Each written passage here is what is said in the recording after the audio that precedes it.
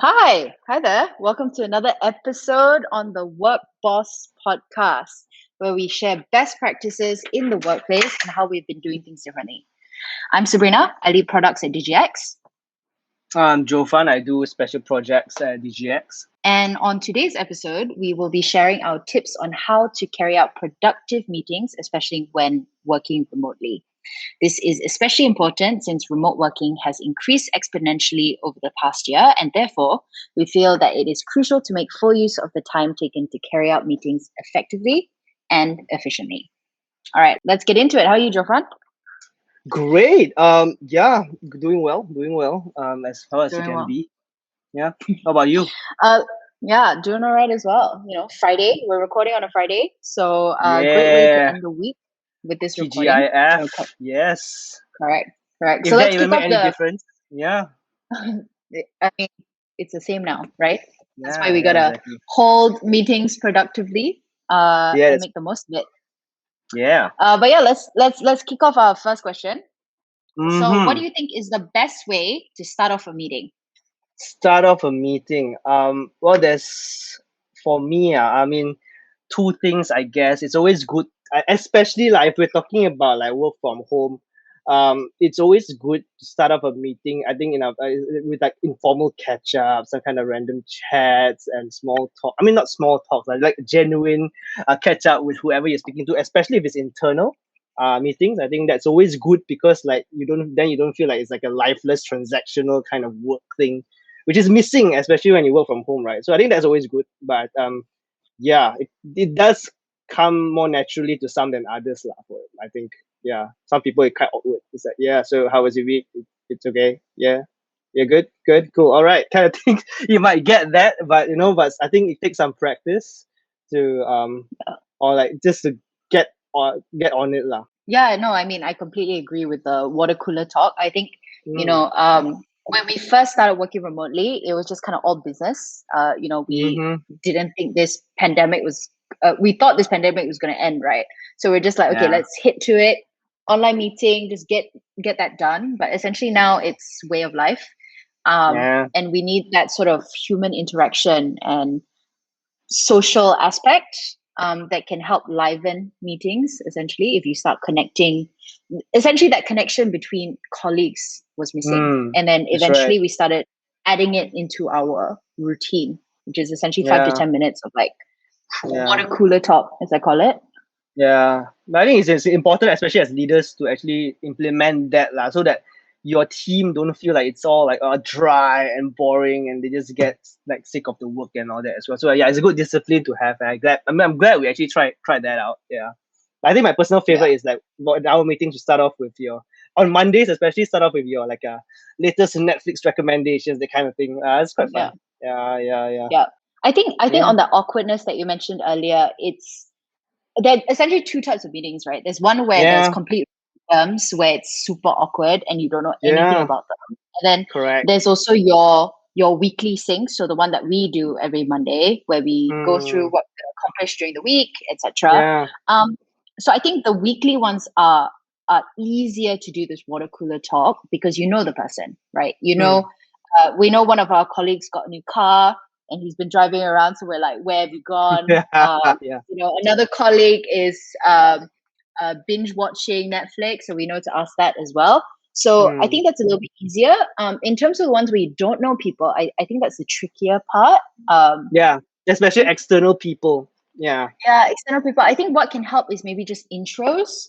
So maybe Yeah. that while you're waiting for everyone to join, it's like, who are you? What do you do? And I think there's a bit of spontaneity involved here, where Yeah. someone might say, "Oh, I'm from this department," and you're like, "Oh, okay, cool." Yeah. Maybe if you know something about it, or someone that he or she might work with, you can bring that up as well to get Yeah. the ball rolling a Yeah. bit more relaxed before you start the meeting. That's true. Yeah, I think so. I mean, that's more for internal, especially to keep the team spirit and dynamics together. But I think external wise, perhaps depending on how the external parties' practices are, right, might be different as well. So I think, yeah, that's fine. But it's most important, I mean, moving on a bit, right? I think to start off a meeting, in any meeting, whether it's internal or external, I personally feel it's important to like start it off with the agenda. whether you actually send it beforehand or if it's the meeting. I mean, it's an external meeting. Do it at the get go. I think it's the best way to start. If not, you don't know where you're gonna head towards, and everyone knows what's expected and where it's gonna end. I think that's very important because I do a lot of external partner meetings, and they're often very open ended. So you're like, just hi, what we're gonna do, kind of thing. So at least I start with the agenda, where we're coming from, and then like what the context is. Then it sets a tone for that discussion, especially like it's a brand new party. I think that's very important to start a meeting. Yeah. Yeah. I think Yeah. this leads really well into the Yeah. next question that I have, which is Yeah. what do you think is the most important element in carrying out productive meetings? And what you just mentioned, I think 100% is like an agenda or essentially points that you want to go through throughout the meeting. Yeah. I think that's super important to keep things productive, to keep things on track and on topic. Correct. I think it's the goal is very important. And like I think, but even before that, honestly, to keep like the most important element for me is before you even call that meeting, you gotta go through like a little tick box. Like, can this meeting be an email or a Slack message or something like that? If yes, then don't have that meeting. I mean, I think people do that mistake a lot because you just wanna just get a call and get it done with, but waste a lot of time, right? So I think that is definitely like the top rule. Can it be a meeting? Can it be a message? Can it be discussed elsewhere? That doesn't require us to call or be face to face. Yeah. Correct. So if not, Correct. if not, it would be destined to be unproductive, I think. Yeah. Yeah. I think an agenda is super important to meetings. I think that's kind of a given, I feel. But what I think is super important as well to have in meetings is some sort of facilitator or moderator. Yeah. Someone who can make sure, essentially like a referee, right? To make sure that everyone's staying to topic, staying on track, keeping to the time limit. I think this person can also be a good judge of whether something can go offline. So I mean, I think we've both been in meetings where it's quite circular, where someone's giving their point of view, someone else, and it's just back and forth for like 10 minutes. Yeah. So what this moderator can do is essentially say, why don't we take this offline, continue that discussion, or in a separate meeting, for example. So I think a moderator is super key for that. Yeah, true. Yeah, I think that's a very good one. And the moderator, whoever owns that meeting, need to know exactly what goes in and what goes out, like a little traffic controller, right? Yeah. And I think the rule of thumb is that whoever called the meeting or set up the meeting should play that role, because essentially, when you created the meeting, you know what you want to achieve from it. So that moderator or facilitator knows exactly what he or she wants to get out of it, and therefore knows when you go to topic, etc. So I think that's super important. But I also think it's quite important, like in a sense, on that point, to actually spend more time planning meetings. I think it's quite underrated because a lot of times people like just have this meeting, speak to this guy, and then you're like, okay, let's speak to this guy without knowing exactly what you expect out of the meeting. I think if you spend a bit more time planning what the meeting is about, and then you are able to do that traffic controlling thing much better than just having a meeting and having an open discussion, right? I think one good example is recently when I think two members of an external party were supposed to like give us some specs or whatnot, but 80% of the meeting was them discussing on what it should be, and we are just sitting there. And so I mean, so it's important. It would have made so much difference if whoever calls the meetings know like exactly what the meeting is about and already agree on what that the agenda is and what the output should be, right? So I mean, planning the meeting itself should be quite important. That's my point. Yeah, I think both of them tie really important, that agenda is such a crucial part, and spending a bit more time to plan those meetings can essentially make it way more productive. Correct. Awesome. Yeah. The next question that I have, what are some alternative methods of holding a discussion if a meeting is not the effective way to be carried out, especially in a big team? Big team. I think alternative methods. Yeah. As I mentioned, like if it's not, it doesn't need to be a meeting, then what else can you do, right? Like I guess we have in Digi-X, we use tools like Basecamp. Last time we used Asana. I think it's important. I mean, those tools are there for a reason. We don't use a lot of those. I mean, other people probably don't use a lot of the features under those tools, like you can comment and discuss, you can put a topic there. If there are things that, for example, I think better to go at, for example, recently I have a go-to-market plan for 2021. We just put it out there as a proposal, and then the whole team can just at their own time just reply, think about it, and respond. And I mean, it gets more productive if it's less like as compared to everyone sit in a circle and then yeah. So this is my presentation. What do you guys think? And everyone has to on the spot think about, oh yeah, what my response really is. Not much quality there, right? I mean, sometimes it's better if you can sit down and think and type and kind of process the whole thing and do it offline, right? I guess using those tools would help doing that. And probably at the end of the day, if things get too confusing or you need to get like a certain final decision or final discussion going on, then only you call for a meeting. By then, everyone would have all the context in the world. You don't have to start from scratch. You can just go to the main points of discussion and get it done and over with faster, right? So yeah, I think those tools really help, and we can keep a discipline to keep some discussions on those tools. Yeah, I think that ties really with that comment that you made about, does this have to be a meeting? You know, and there's so many. Unfortunately, now that we're all remote, there's technically limited. Everything's written if not via call, right? So I think there are creative things that you can do written. So for example, you mentioned Basecamp. So that's a tool that we use internally, and to kind of try and avoid meetings to make sure that everyone's on the same page.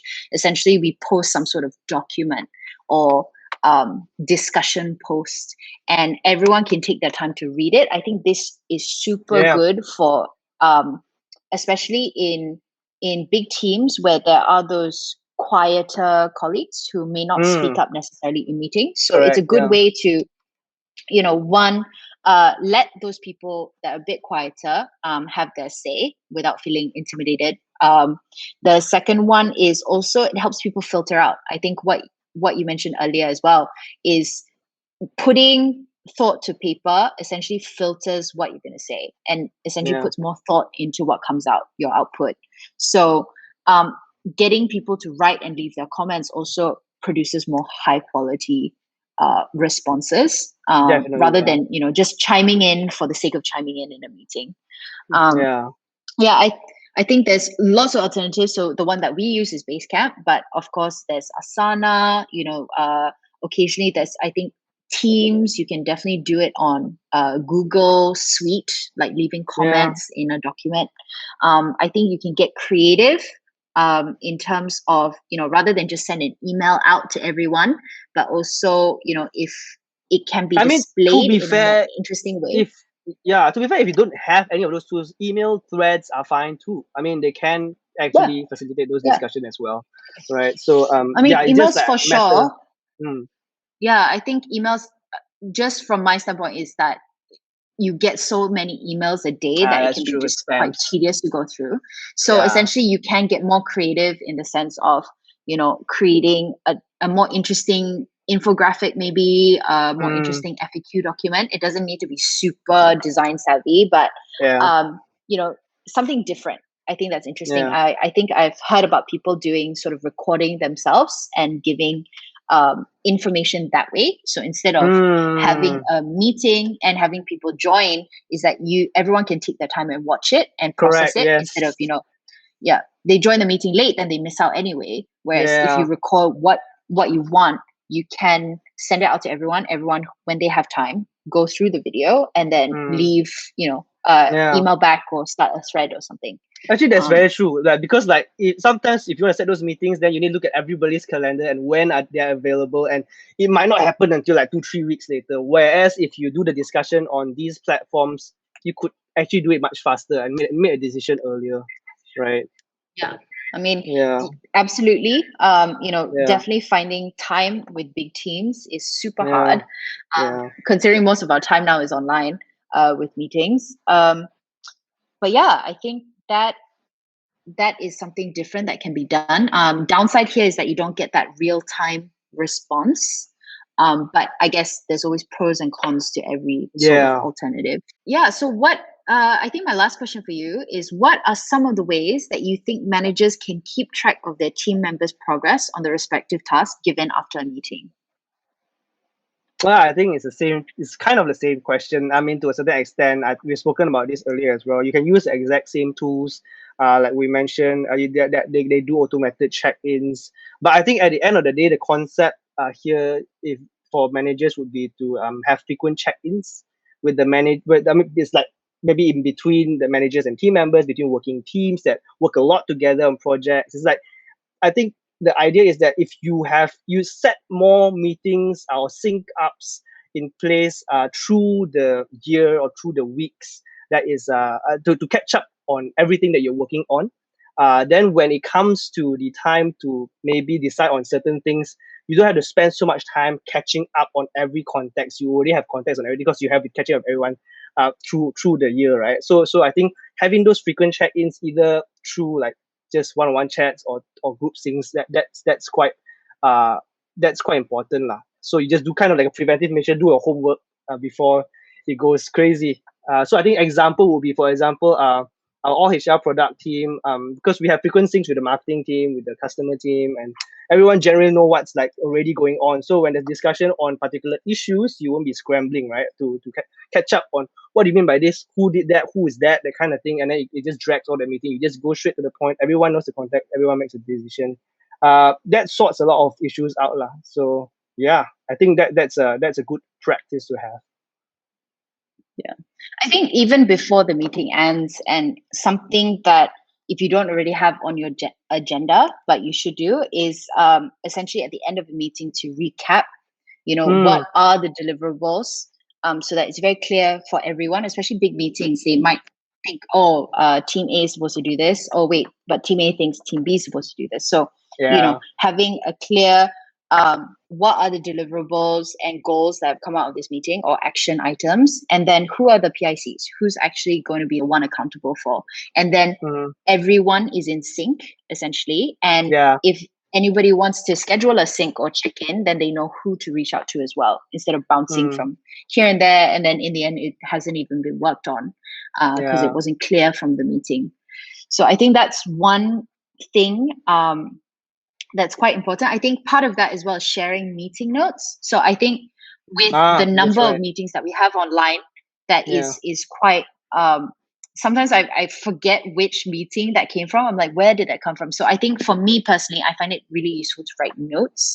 And what we do in our weekly sync as well is we leave this essentially a recap of what happened and any action items. So, Sabrina to follow up on this, Jofan to follow up on this, something like that. So that also in the next meeting, it was written down.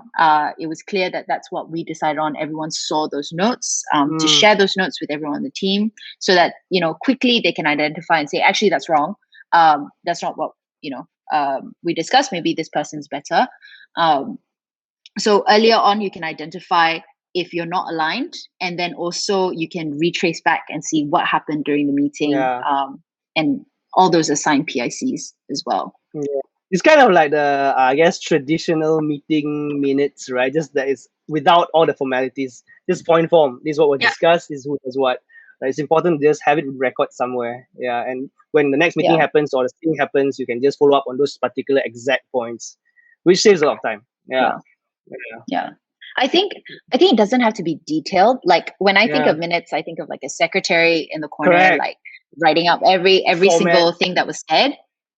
Formatted, everything that gets sent out after a meeting. I think to me, it's more just like things that you should remember and everyone should be aligned on. I think when we started the if I go through back all the notes that we've done for the product sync, it was way longer. Last time I used to write like every single mention or something. I used to write that down. Now it's literally like 4 lines. It's just like, Sabrina, check on this. Jofan, check on this. And it's like 4 lines now. Super simple, but it's just the basic stuff that where action is required, essentially. Where value really is added lah, because the rest probably is irrelevant. So it's not actually that much of work to go through. Correct. And I think that's the pros of being online now, is that people who could not attend those meetings have access to all this information, granted that you put it down somewhere. Yeah. So I think that's super useful. Yeah. Yeah. Essentially, those are all the questions that I have. Any other comments you want to leave, Jafan, about I productive think meetings? I don't think much more than what I already said. By actually putting in some of these practices, I think it actually gives us better quality of life at work, without sitting through all these horror stories I hear from other people who have pre-meeting meetings, post meetings with other people. It's crazy, right? I mean, if you can just sort it out, you can have more time to do actual work, get things done, and work early. I mean, it's important lah to actually make sure we pay more attention in how we plan the meetings and make it productive. So yeah. Cool. Yeah. So to recap, the first thing is make sure, do you need this meeting at all? Can it be Yeah. online? Can it be on Slack? Can it be an email thread or something else? And then once you've decided, yes, it can be a meeting, have a very, very clear, well thought through agenda so that before you start, and make sure to send that out to everyone who's coming to meetings so that everyone is aligned. They know, beforehand to prepare if they need to, and to stick to the topic during the meeting. When you start your meeting, try and start with some water cooler chat to liven up spirits and make things a bit casual before you dive straight into work. And then we have a moderator or facilitator to make sure that people sticking to the time, sticking to the topic, sticking to etiquette. So this person can play bad cop and remind people to mute their mics, for example. And and then at the end of the meeting, have a clear action items and PICs for all the action items. And afterwards, you can potentially do check-ins or syncs as a meeting or even online as well. Yep. And with that, I think we can conclude this episode of this podcast. If you are interested to catch more of these types of content, definitely keep a lookout for the next episode. So with that said, we'll see you again on the next one. Bye. See ya. Bye.